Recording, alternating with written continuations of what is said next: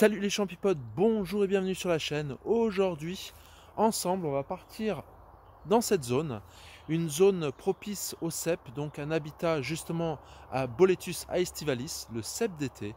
On est au mois de mai, on va parcourir cette zone, on va faire quelques belles trouvailles. Ensemble, on va voir justement les indices qui permettent de trouver des ceps et de déterminer qu'une zone est propice. Ensemble donc on va regarder, on va faire un constat. Je vais vous donner mon constat en ce début de saison. Si tu es nouveau sur la chaîne, alors n'hésite pas à la soutenir en t'abonnant, en activant la cloche et à tous et à toutes, n'hésitez pas justement à mettre un pouce bleu, un commentaire. Ça m'aidera justement à référencer la chaîne et vous à vous avertir des prochaines sorties mycologiques et des prochaines vidéos justement pour vous tenir à jour de cette saison 2022. Je vous souhaite un bon visionnage.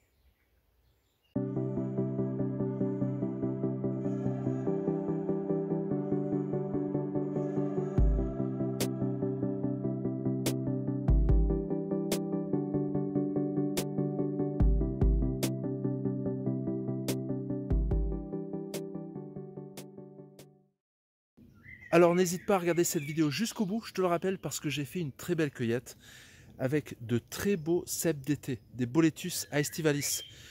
Dans cette vidéo, justement, je te donne quelques conseils, je partage avec toi ma cueillette. Il y en a d'autres. Au fur et à mesure de la vidéo, tu vas voir les différents ceps que j'ai trouvés et en même temps, j'en profite pour te donner de très très bons conseils. Si tu veux te lancer dans la cueillette des champignons comestibles, des champignons sauvages comestibles, ou bien assurer tes premières cueillettes de l'année. Je te souhaite un très bon visionnage. Là, on est sur une très très belle surprise. Mon premier aestivalis de l'année.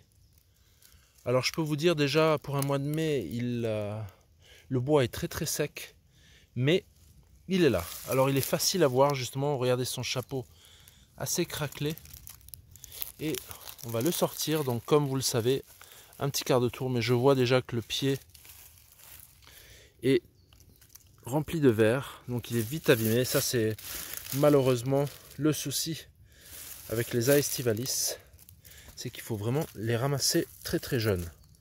Le dessous, il est bien blanc et on va regarder de plus près le réseau réticulé de l'aestivalis, celui qu'on appelait auparavant le Boletus reticulatus et maintenant qui s'appelle le Boletus aestivalis. Alors c'est mon premier.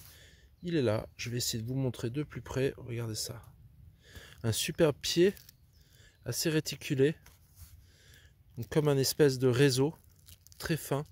Ce sont les premiers ceps de l'année, les ceps des fleurs justement. On dit qu'ils apparaissent en même temps que les fleurs. Et il est très facile à repérer, donc son chapeau craque dès que les bois commencent à devenir secs. Et avec le manque d'eau, on peut le voir d'assez loin. On va regarder ça. Alors on va le reprendre en main. On va regarder. Le pied est très très abîmé. Vous voyez dedans toutes sortes d'insectes. On va être obligé de le couper à ras le chapeau et laisser le reste sur place. Mais c'est une très belle première surprise du mois de mai. Un peu d'avance par rapport aux années précédentes, en espérant que les ceps soient au rendez-vous.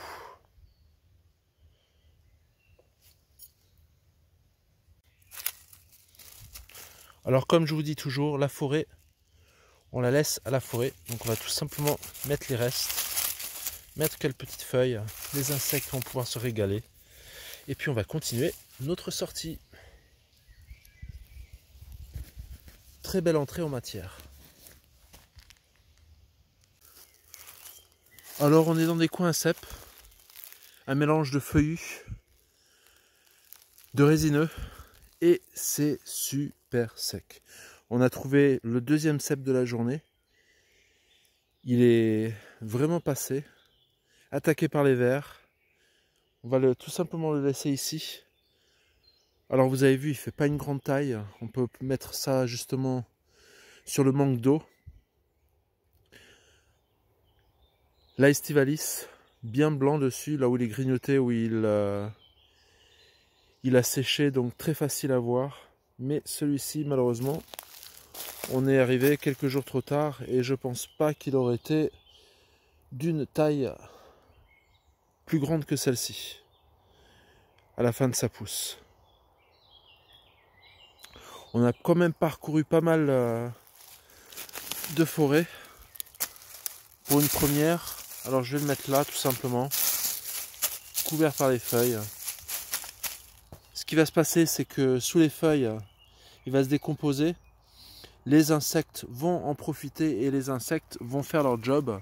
C'est-à-dire qu'ils vont en profiter pour répandre les spores autour. Je suis dans un bois à cèpes, je le sais, donc je ne l'ai pas enlevé de son habitat. Et ça, c'est une très bonne chose pour favoriser la pérennité de l'endroit. Même les vieux spécimens, laissez-les. On a toujours nos myxomycètes, la célèbre fleur de tane, elle est là. Mais les bois sont super secs. Regardez cette mousse. À l'intérieur, on a un peu d'humidité. C'est rassurant, mais on a besoin d'eau. Vite, vite, vite. On est au mois de mai.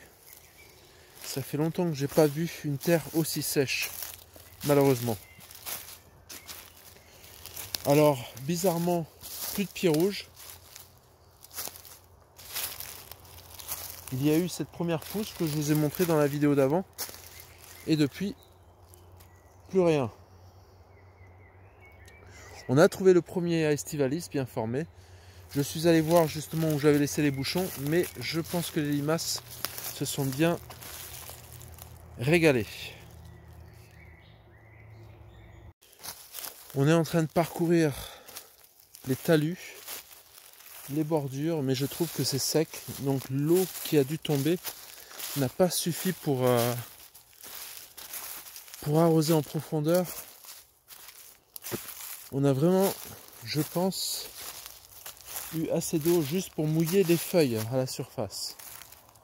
Alors pour l'Aestivalis, regardez bien au loin, regardez si vous voyez du blanc. Et ça, c'est une des meilleures astuces pour trouver l'Aestivalis. Le Boletus Aestivalis, le cèpe d'été, comme vous le connaissez. Par temps sec, une autre bonne astuce, c'est justement de chercher les endroits où vous avez de la verdure, donc de l'humidité. On les a parcourus malheureusement. Pour l'instant, c'est calme.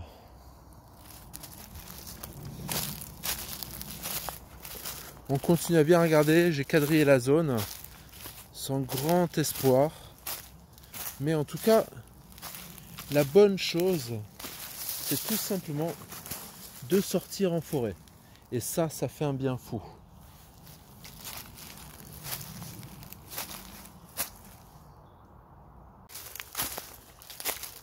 Alors certains d'entre vous m'ont posé la question, combien de temps faut-il attendre après un bon apport hydrique pour aller aux champignons? Alors c'est dur à dire. On peut estimer à partir de 5 jours à 7 jours, c'est le moment idéal pour aller vérifier ces coins ou partir à la découverte de cèpes. Le cèpe est un champignon, un bolet qui pousse relativement vite, contrairement à certains champignons. Donc, à quelques jours près, vous pouvez justement arriver trop tard. Le mieux, je vous dirais, c'est de toujours aller prospecter si vous en avez la chance et l'opportunité. Aujourd'hui, on fait une sortie de repérage et je pense que malheureusement, on va devoir attendre la pluie. En tout cas, ça m'a fait plaisir justement de vous emmener, de trouver un des premiers Aestivalis de la région ensemble. Et on attend vraiment la sortie des cèpes. Et alors là, ensemble, tous ensemble, on va vraiment se faire plaisir. Et je vais vous emmener à la rencontre justement de champignons inconnus et puis de cèpes alsaciens. Là, on est arrivé sur une très très belle découverte. Voici donc le deuxième cèpe d'été de cette première sortie. On peut facilement ne pas le voir. On est en fin de journée, donc les lumières commencent à manquer.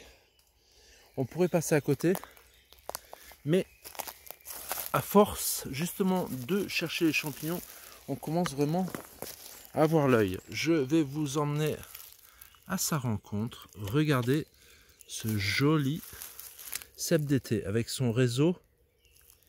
On va essayer de se rapprocher un peu plus. Son magnifique petit réseau. Alors celui-ci, on va le ramasser. On fait, comme je vous ai appris, un quart de tour. Tac. C'est une bien belle découverte. La saison 2022 semble commencer, mais comme je vous ai dit, on a vraiment besoin d'eau. Hop, on va regarder ce champignon de plus près. Je vous montre le réseau, ce magnifique réseau du Boletus aestivalis. Celui-ci est bien jeune, c'est comme ça qu'on les aime. Et ça fait un deuxième, ça fait une belle première sortie, comme je vous ai expliqué. Après un hiver assez maussade et puis une saison des morilles qui n'était pas vraiment au rendez-vous. Alors beaucoup disent que quand il n'y a pas de cèpes, je remonte à l'automne 2021, il n'y avait pas beaucoup de cèpes. Beaucoup disent qu'une année sans cèpes veut dire que par la suite on n'aura pas beaucoup de morilles. Mais ça semble être reparti avec nos jolis aestivalis. Alors je me suis décidé à regarder un peu autour, et j'ai bien fait, parce que regardez, on en a un ici, un autre ici, qui est assez gros, on a encore 3 là-bas. Donc celui-ci, je pense, il est malheureusement trop tard, on va le laisser. Celui-ci était assez gros, malheureusement véré, plein de vers. Donc comme on fait d'habitude, on le recouvre. On a encore un autre ici. Quelques beaux restes. On va jeter un coup d'œil juste ici.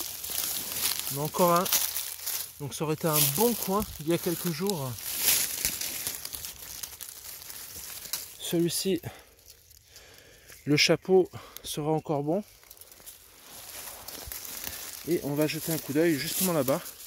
Ils ont l'air un peu moins avancés.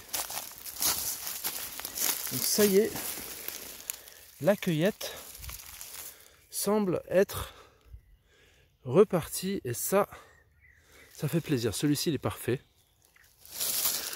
On rebouche toujours le trou. Et celui-ci, un petit quart de tour. Et le chapeau est aussi au top. On rebouche nos trous, on nettoie nos cèpes sur place, comme vous le savez, et puis on va continuer à regarder avant qu'il ne fasse trop nuit.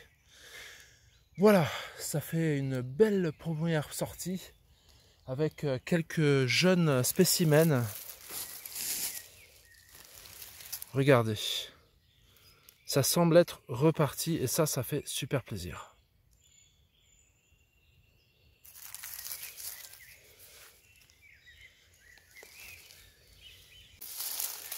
Alors toujours bien regarder la zone. J'aurais pu facilement oublier celui-ci. Il était assez bien caché, camouflé par les feuilles. Ça fait vraiment Super plaisir. Merci Dame Nature. Ces cèpes, pour les nettoyer, justement, vous enlevez la terre. Quand vous arriverez à la maison, vous les nettoyez avec une brosse ou un petit linge humide. Mais jamais vous les passez dans l'eau. On laisse la forêt à la forêt, tout simplement. Celui-ci, comme vous voyez, le pied est déjà bien attaqué, mais le chapeau, il est tranquille. La première poêlée de cèpes de l'année.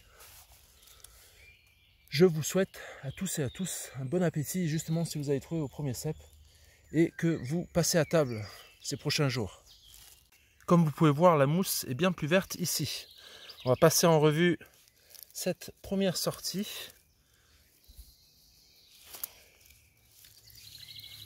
Ça valait le coup. Hop. Nos cèpes d'été. Une belle première petite sortie. Mais ce sont des spécimens donc précoces. Je suis venu sur des endroits que j'ai l'habitude de ne pas vérifier assez tôt en saison et j'arrive toujours trop tard. Alors je conseille cette fois-ci, aller sur les coins où justement vous arrivez et vous trouvez toujours au même endroit des cèpes attaqués par les vers ou pourris. Ils ont un peu d'avance, ils sont là et c'est une superbe découverte. 1, 2, 3, 4, 5, 6, 7, 8. 8. De quoi faire une belle omelette avec les copains. Ou bien on va peut-être les sécher, on va voir. Et la saison donc est lancée. Une autre belle surprise, malheureusement, on est trop tard. Mais c'est un sacré morceau. La taille de ma main. Il a noirci. Il a été complètement attaqué par les vers. Alors on va tout simplement le laisser ici. On va le recouvrir de feuilles. On va le laisser se décomposer sur place. Et laisser les insectes agir et pérenniser l'endroit. Et l'endroit où il y avait justement le mycélium à découvert, on le rebouche. Et on préserve nos endroits pour les saisons futures.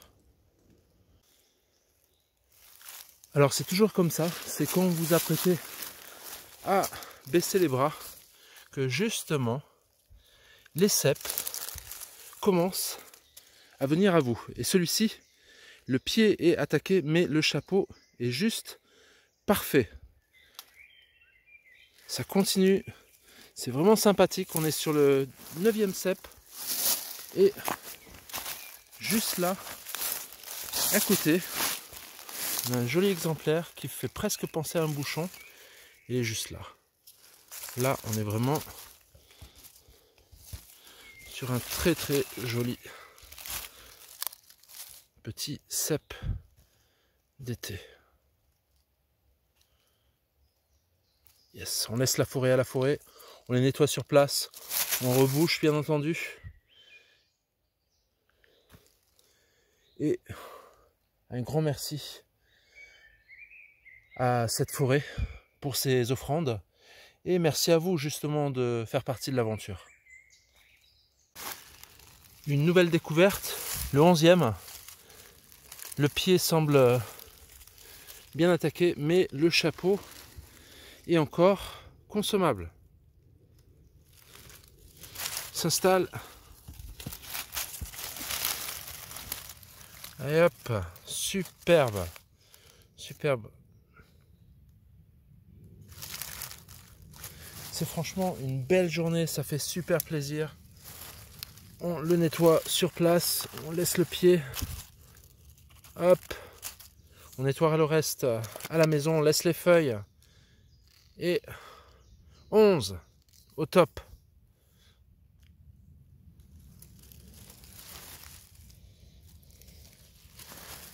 Vous voyez cette mousse, elle est absolument nickel, elle est top. Alors beaucoup vont se dire non, il faut le cueillir que quand la mousse est blanche. Au contraire, celle-ci, elle est beaucoup plus savoureuse. Pareil, on laisse la forêt à la forêt. Ça, c'était le 10e, il est superbe. On va pas se plaindre, c'est les premiers de l'année. Et c'est un moment à privilégier. Cette fois-ci, c'est bon. On va passer en revue la cueillette. On est sur 2, 3, 4, 5, 6, 7, 8, 9, 10 et 11. Plus ceux qu'on a laissés, donc on peut dire on est à peu près sur une quinzaine de spécimens pour cette première sortie. Et ça, c'est un très très bon résultat. Je pense que la saison va être sympathique. Ravi de vous avoir à bord de l'aventure. Une fois de plus, si ce n'est pas déjà fait, abonnez-vous. Et ensemble, on va faire une très très belle saison 2022. Alors souvent la question que vous vous posez, qu'est-ce que je peux bien faire si je n'ai qu'un seul cep, qu'un seul chapeau, et que ma récolte se limite à ceci. Et il y aura juste assez pour faire une mini omelette, ou bien agrémenter une quiche, un cake, avec les morceaux qui ne sont pas attaqués. Aussi, une bonne chose quand vous trouvez vos premiers ceps, c'est justement, prenez le temps de le sentir, vous familiariser à nouveau après cette période, cette trêve mycologique, vous familiariser à nouveau avec cette bonne odeur de cèpe. Et vous verrez, lors de vos sorties, ça peut vous aider justement à trouver des endroits. Il m'est déjà arrivé de trouver des endroits avec des cèpes passés, mais avec cette odeur de cèpe. Et grâce à cette combine, l'année suivante, j'ai pu aller à temps ramasser et faire de belles cueillettes de cèpes d'été. Le cèpe d'été, comme vous le savez, c'est un cèpe qui arrive très tôt en début de saison. Et c'est un cèpe qui est très parfumé, mais malheureusement qui est très souvent vite attaqué par les vers. Alors pourquoi? Parce que c'est un cèpe qui pousse en plaine. C'est pas un cèpe qui pousse au-dessus d'une certaine altitude. Et qui dit cèpe de plaine et aussi à la sortie de l'hiver et au début du printemps veut dire qu'il y a beaucoup plus d'insectes, beaucoup plus de chances justement qu'ils soient attaqués et de se retrouver avec une pousse qui est relativement courte et avec des champignons donc qui ramollissent très vite et qui sont inconsommables. Donc il faut vraiment avoir une fois de plus le bon timing. Tout est une question de timing. Alors pour avoir un bon timing, vous allez me dire qu'est-ce que je peux faire?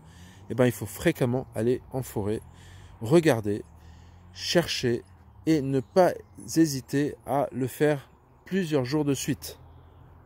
En tout cas, je vais le mettre de côté et puis je vais très certainement avoir quelques petits morceaux à agrémenter une petite omelette. Je vous souhaite de bonnes sorties et de bonnes cueillettes si vous avez la chance d'avoir une pousse autour de chez vous. Allez, à bientôt les champs de pipote.